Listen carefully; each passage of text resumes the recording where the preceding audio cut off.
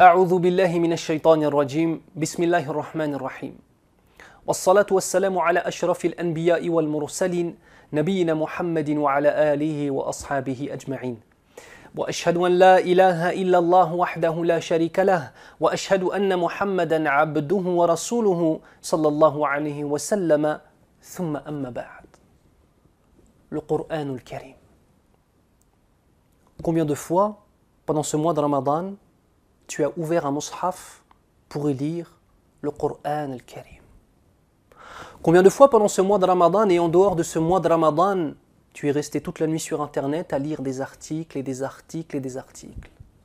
Combien de fois tu as écrit des tweets sur Twitter ou bien alors des statuts sur Facebook? Et combien de statuts sur Facebook tu as lus? Combien? Combien de lignes? Combien de lettres? Combien de mots? Combien de magazines tu as lus? Combien?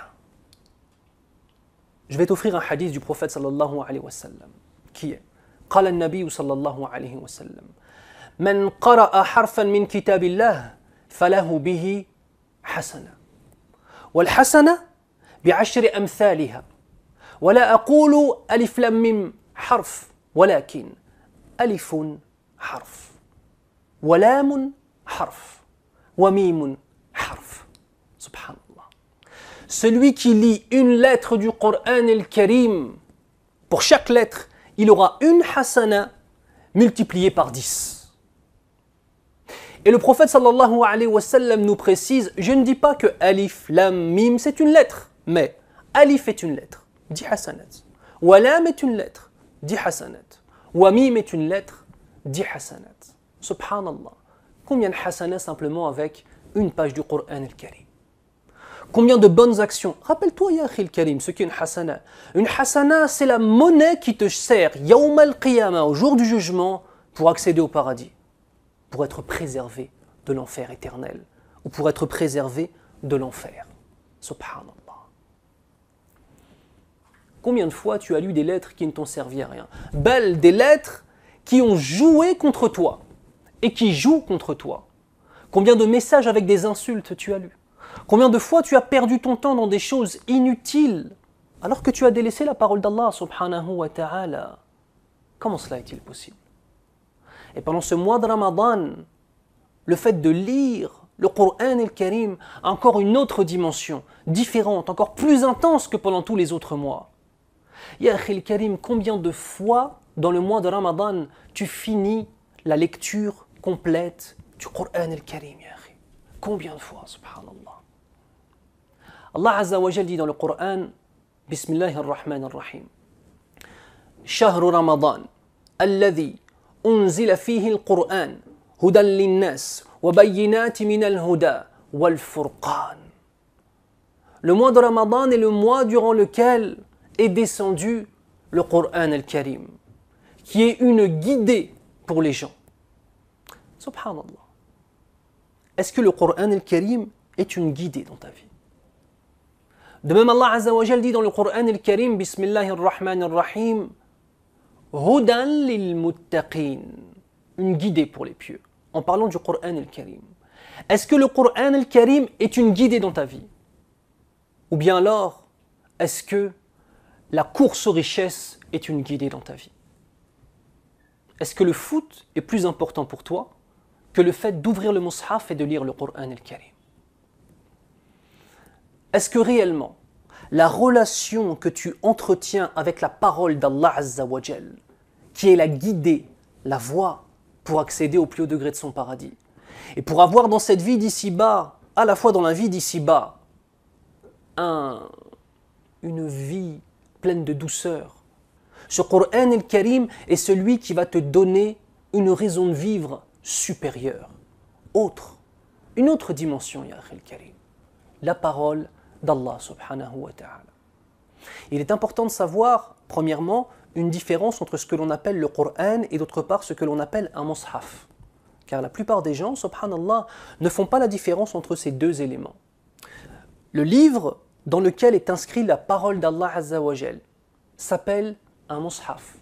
Ainsi, ce n'est pas correct de dire à quelqu'un, par exemple dans la mosquée, passe-moi un Coran s'il te plaît. Non, on ne dit pas cela. On dit passe-moi un mushaf. Parce que le mushaf, c'est le livre dans lequel est écrite la parole d'Allah Azza wa Jal. Quant au Coran al-Karim, c'est la parole d'Allah Azza wa Jal. C'est le message d'Allah Azza wa Jal. Les lectures du Coran diffèrent entre elles, subhanallah. Une personne peut lire le Coran et le finir une fois, deux fois, trois fois, sans que pour autant cela ne rentre dans son cœur et le change, et l'améliore, et fasse de lui un homme ou une femme bon, une femme bonne, vis-à-vis de son Seigneur, puis par rapport à cela, vis-à-vis des autres créatures qui l'entourent. La lecture du Coran al-Karim doit être une lecture qui change nos vies. Les versets du Coran al-Karim doivent être des versets qui, lorsque tu les lis, changent ton existence.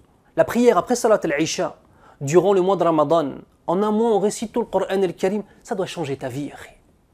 Et si ta vie ne change pas, c'est que tu as un problème dans ta façon de voir ce Coran al-Karim. Forcément. Le miracle de l'islam, c'est le Coran. Le miracle de l'islam, c'est ce message parfait qu'Allah Azza wa Jal nous a offert comme guidée, comme vie, qui est celui qui va nous amener aussi bien à adorer Allah Azza wa Jal dans toutes les dimensions de nos vies, dans cette vie d'ici-bas, que celui qui va même faire al-shafa'a, c'est-à-dire l'intercession pour nous au jour du jugement. Nous avons un hadith où le prophète sallallahu alayhi wa sallam décrit une situation extraordinaire. D'une part, le siyam et d'autre part, le Coran al-Karim. Eux deux intercèdent et demandent à Allah Azza wa Jal, Ya Allah, laisse-nous intercéder pour cet adorateur-là. Le saum disant, il a laissé toute boisson et toute nourriture et ses passions pour moi. Ya Allah, laisse-moi pouvoir intercéder. Intercéder, ça veut dire dire à Allah Azza wa Jal, Ya Allah, fais-le entrer au paradis. Subhanallah. Et le Coran al-Karim de s'adresser à Allah Azza wa Jal et de dire, Ya Rabb al-Alamin, Ya Rabb al-Alamin, il m'a lu. Et il a fait de moi une guidée. C'est ça ici, lire le Coran al-Karim. Il a laissé le sommeil pendant que les autres dormaient pour se lever et pour me réciter pendant la nuit. Ya Allah, laisse-moi intercéder pour lui. Et Allah Azza wa Jal de donner son autorisation à la fois au siyam et à la fois au Coran al-Karim d'intercéder pour lui. Subhanallah. Il y a un hadith extraordinaire.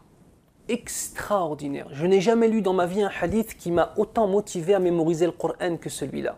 Et on demande à Allah Azza wa Jal de faire de nous des gens qui mémorisent le Coran al-Karim en entier et qui font en sorte que tous les sens soient dans leur poitrine et dans leurs actes. Ya Rabbal Alamin. Il est dit à l'adorateur, Iqra, wartaq, rattil كما كنت ترتل في الدنيا فإن منزلتك عند آخر آيات قرأت. Il sera dit à l'adorateur, lis et récite le Coran tout comme tu étais habitué à le réciter dans cette vie d'ici-bas, car certes, écoutez bien, manzilataka, le degré du paradis auquel tu vas rester pour l'éternité sera le degré au niveau duquel tu arrêteras de lire le Coran, c'est-à-dire tant que tu récites le Coran, tu montes dans les degrés du paradis par rapport à ce que tu as mémorisé. Ya Allah, on demande à Allah Azza wa Jal de faire de nous des hommes et des femmes qui mémorisent sa parole. Ya Rabbal Alamin. Une autre chose importante, c'est le comportement à avoir avec le Coran al-Karim durant la lecture. Première des choses, ikhlasun niyya. C'est-à-dire le fait de bien se rappeler que ce que l'on lit, c'est la parole d'Allah Azza wa Jal. Et que c'est une adoration pour Allah subhanahu wa ta'ala que nous sommes en train de faire. Première des choses, al-ikhlasu lillah. Se rappeler qu'Allah Azza wa Jal est celui qui est parfait et qui nous offre sa parole comme étant une guidée. Deuxième des choses importantes, lire le Coran avec ce qu'on appelle at-tadabbur, une véritable concentration, une remise en question, et le fait de tenter de comprendre l'essence du Coran. Allah Azza wa Jal dit dans le Coran, Bismillahir Rahmanir Rahim, Afala yatadabbaruna al-Quran am ala qulubin aqfaluha. Allahumma hafadna min dhalik. Ne méditent-ils donc pas sur l'essence du Coran ou bien leurs cœurs sont-ils cadenassés? Comment est ton cœur, Yahri? Comment est ton cœur, ma sœur? On demande à Allah Azza wa Jal de faire en sorte de nous donner des cœurs qui ne soient pas cadenassés, mais qui soient ouverts au Coran al-Karim. Le troisième point du bon comportement avec le Coran al-Karim, c'est de le lire en ayant ses ablutions, en étant en état de pureté. De même, le fait d'embellir sa voix et le fait de lire avec le tajwid, avec le tartil, c'est-à-dire le fait de prendre le temps de dire réellement les lettres comme il se doit. Ainsi, on doit bien comprendre que lire le Coran et le Karim en entier, sans même comprendre un seul mot, et sans même prendre le temps de réfléchir pour tenter de changer sa vie, grâce à ce Coran et le Karim, n'aura rien à voir avec le fait de lire ne serait-ce que Surat al-Baqarah, la sourate de la vache, avec une réelle remise en question de ce que nous sommes, avec une réelle volonté de comprendre les sens qui y sont. Alors mes frères et mes sœurs, je vous invite fortement, chaque jour, à prendre du temps pour lire le Coran et le Karim. Chaque jour. Ne délaisse jamais cela. Pendant Ramadan et en dehors de Ramadan.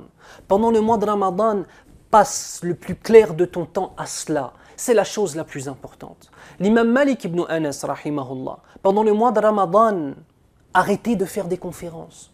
Fermez son bureau. Cessez de lire les livres et ne se consacrez qu'à une seule chose, la lecture du Coran et le Karim. Tu te dois, mon frère, de lire ce livre, qui est la parole d'Allah Azza wa Jal, chaque jour, chaque moment que tu as. Et tu dois absolument, au fur et à mesure du temps, trouver dans ton cœur une volonté et un ishtiqaq, c'est-à-dire le Coran et le Karim, si tu ne le lis pas, il te manque. Et dès que tu as une minute, l'apprendre et prendre ce mushaf pour lire le Coran et le Karim.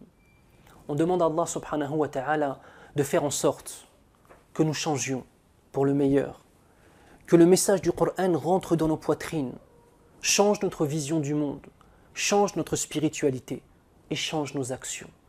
On demande à Allah Azza wa Jal de faire en sorte que nous mémorisions sa parole, que nous l'aimions et que nos enfants la mémorisent et l'aiment. Et on demande à Allah subhanahu wa ta'ala de motiver chaque musulman à apprendre la langue arabe afin qu'il puisse comprendre cette parole magnifique, parfaite et sans égale qu'est celle du Coran al-Karim. Amin ya Rabbal Alamin. Subhanak Allahumma wa bihamdik. Ashhadu an la ilaha illa ant. Astaghfiruka wa atubu ilayk. Wa sahafturkum ya ikhwani.